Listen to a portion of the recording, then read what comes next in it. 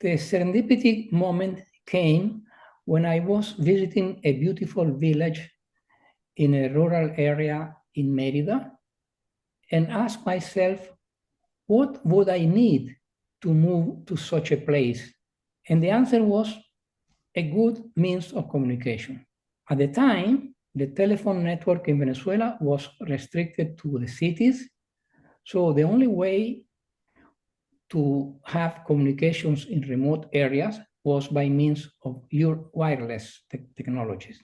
As a radio amateur, I had been using a technology called packet radio, which allowed for the connection of a PC to an analog radio transceiver by means of a special purpose device called TNC, Terminal Network Connector.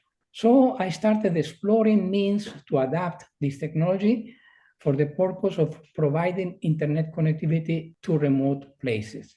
The transmission speed was limited to 56 kilobits per second, and only licensed radio amateurs were allowed to use the system.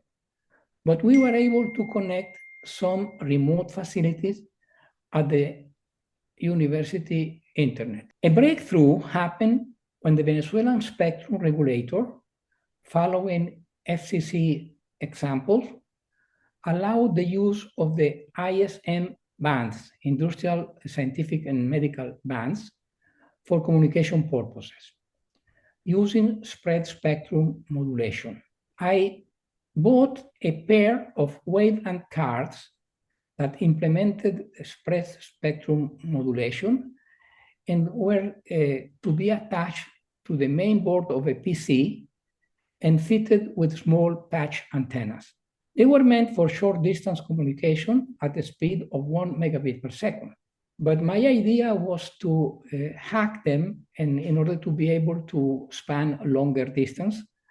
And for that purpose, I built a couple of Yagi antennas to substitute for the patch antennas and was able to prove long distance communication at greater speed